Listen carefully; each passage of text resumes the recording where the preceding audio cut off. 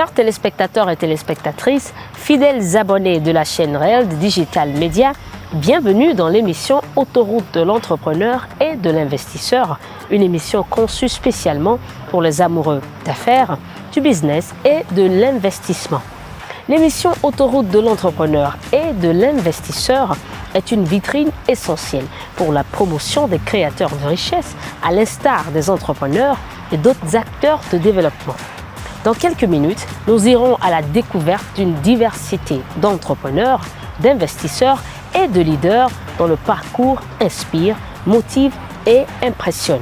Bien entendu, chers téléspectateurs et téléspectatrices de Réel Digital Media, vous aurez l'occasion de mieux les connaître, mais surtout de découvrir les principes, les codes et les secrets qui ont façonné leur réussite ainsi que leur émergence. Si vous suivez pour la première fois cette émission, n'hésitez pas à vous abonner à la chaîne Réel Digital Media et surtout activer la cloche de notification pour ne rater aucun rendez-vous de la création de richesse.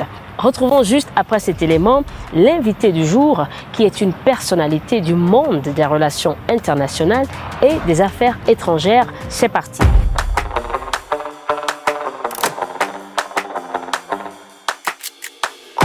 Bonjour Madame Ezra Demir. Bonjour. Vous êtes ambassadrice de Turquie au Togo. Oui. Bienvenue. Merci bien. Vous êtes dans l'émission Autoroute de l'entrepreneur et de l'investisseur. Et aujourd'hui avec vous, nous allons parler de diplomatie et de développement. Alors, avant de commencer, vous nous parlez un peu de votre parcours. Je peux dire que dès mon jeune âge, je savais ce que je voulais faire dans la vie, donc je voulais être diplomate. Et donc j'ai fait mes études secondaires au lycée de Galatasaray. C'est un lycée très ancien, le plus ancien de Turquie, je crois. Il existe depuis 1868. Donc je suis très fière d'être un ancien de ce lycée. Et puis après le lycée de Galatasaray, j'ai fait Sciences Po en Turquie. Et puis après j'ai passé le concours du ministère des Affaires étrangères et j'ai commencé là-bas et j'ai resté. C'était un métier, c'est une vocation la diplomatie et c'était quelque chose que j'ai fait toute ma vie avec un grand plaisir. Et donc j'ai eu un parcours, j'ai commencé avec Dakar. C'était mon premier poste, ça fait à peu près plus de 30 ans. Et puis après j'étais à Paris, à Genève, à Berne. Puis j'étais ambassadeur de Turquie à Abidjan de 2014 jusqu'à 2019. Et puis maintenant je suis ici à Lomé.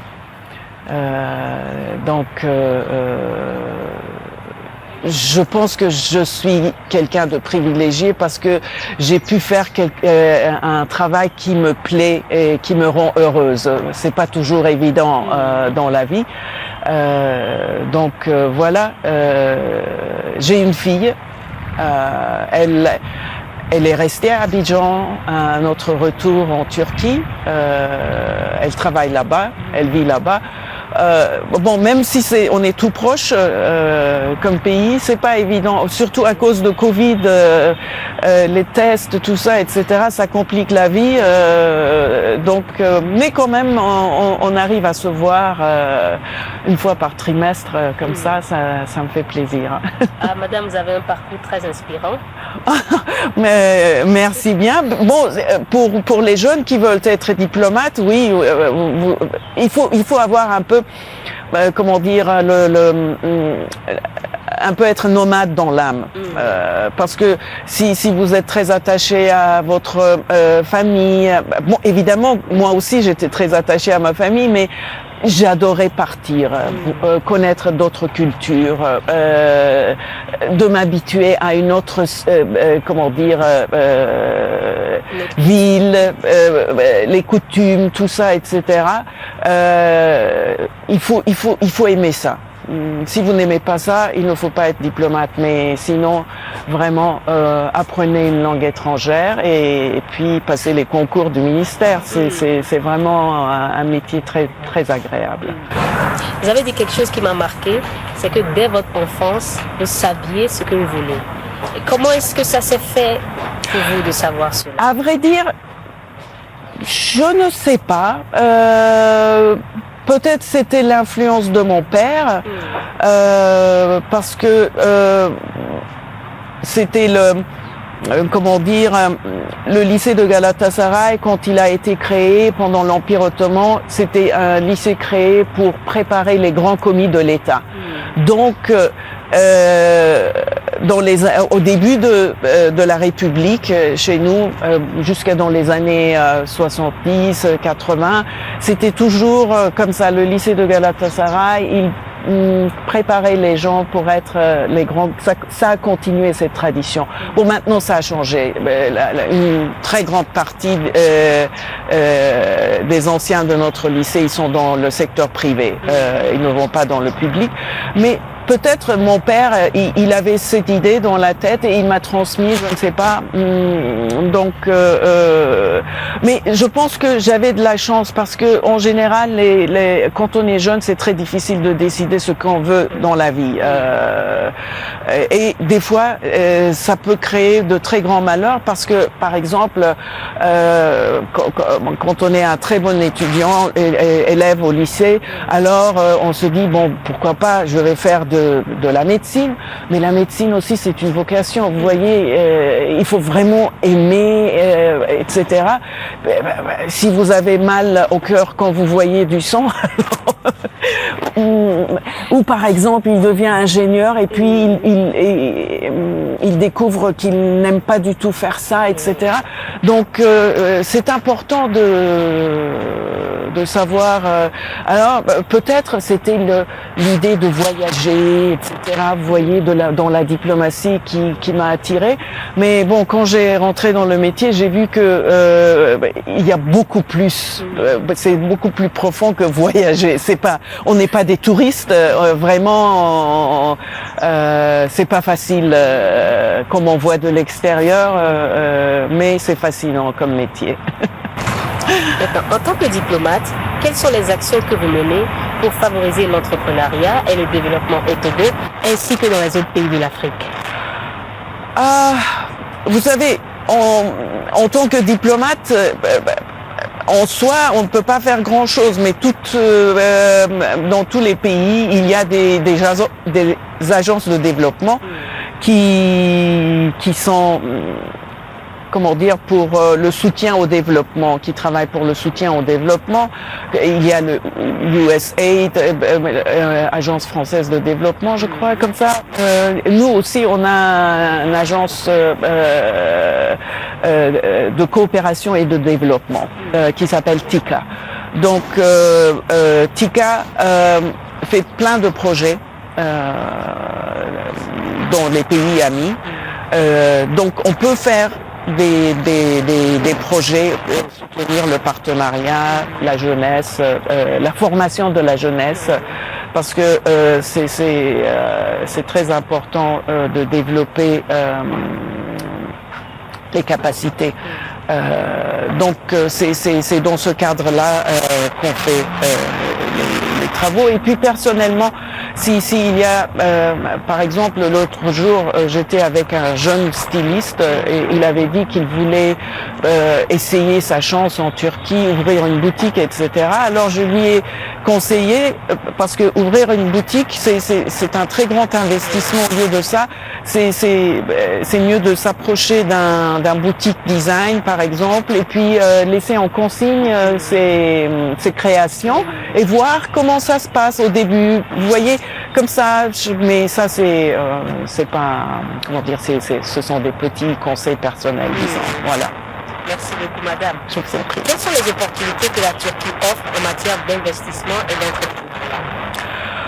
Regardez, la Turquie, à part, on est fort dans beaucoup de domaines de l'économie. Donc, il peut y avoir beaucoup d'investissements turcs ici. Bon, nous avons ouvert très récemment l'ambassade ici au Togo, et le Togo a un peu le désavantage, l'inconvénient disons, d'être le dernier pays qu'on a ouvert l'ambassade ici dans la région. Vous voyez dans tous les voisins, il y a déjà des investissements turcs, etc. Au Bénin, au Ghana, à Burkina. Donc ils vont venir, mais ça va passer doucement. En plus, le Covid ne facilite pas les choses. Vraiment, les gens sont réticents, ils préfèrent rester pour le moment chez eux. Mais je pense qu'il y a pas mal de possibilités.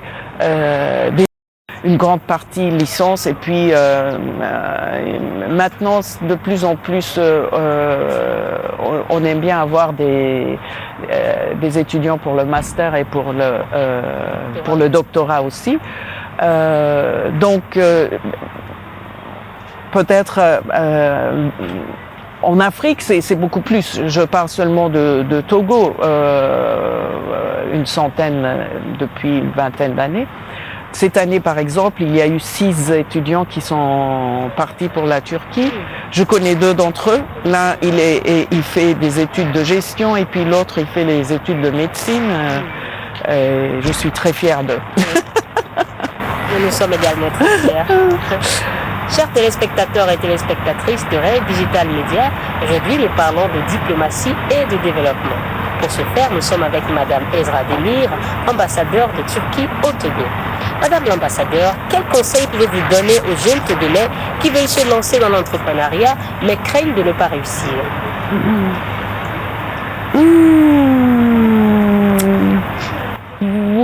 Vous voyez, déjà, il faut profiter de cette fabuleuse, qualité d'être jeune. On n'a pas peur. Donc il ne faut pas avoir peur. On peut tomber, on va se relever, on va essayer et puis il faut regrouper les forces. Peut-être on n'est pas très fort à nous seuls, mais si on est 2, 3, ça peut donner la force. Bon, il y a le risque de se faire avoir d'entrain, mais c'est le risque à voir. Le plus important, déjà la formation aussi est très importante. Hein, c'est ça, il ne faut pas. On peut être très, très créateur, avoir beaucoup d'idées, etc. Mais la formation, c'est très important. Il ne faut pas négliger ça. Déjà, apprendre une langue étrangère, c'est important. Aujourd'hui, l'anglais, tout le monde parle l'anglais, donc vraiment, il faut investir pour l'anglais. Et puis, il y a beaucoup de cours de formation en ligne, même s'il n'y a pas ici en présentiel, etc. On peut suivre. Moi, je pense que le présentiel c'est toujours meilleur. Mais dans l'absence, il faut profiter. Oui, vraiment, parce que dans chaque formation, vous apprendrez quelque chose qui va vous aider. Je ne sais pas, par exemple, la négociation, c'est quelque chose qu'on apprend. Le marketing, c'est quelque chose qu'on apprend. Donc, il faut suivre des formations et puis prendre des risques. Et je pense que quand on est jeune, ça c'est le plus facile. C'est ce que j'aime dans la jeunesse. Que pensez-vous de cette émission qui est une plateforme de promotion des créateurs de richesse à l'instar des entrepreneurs et d'autres acteurs du développement? Je pense que c'est une très bonne initiative, surtout, vous êtes à l'image de ce que vous faites, vous êtes jeune, je crois que c'est votre première, investissement.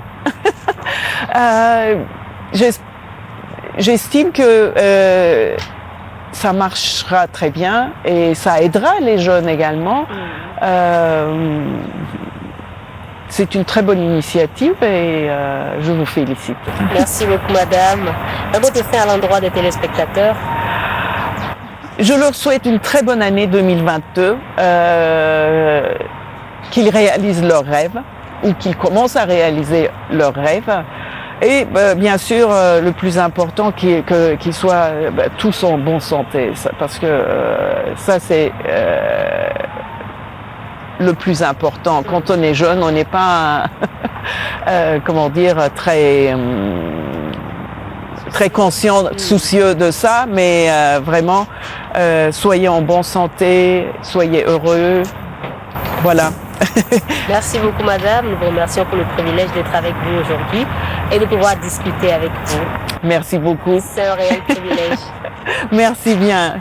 C'est partagé. Téléspectateurs et téléspectatrices de Réel Digital Média, nous sommes à la fin de l'émission de ce jour, l'autoroute de l'entrepreneur et de l'investisseur.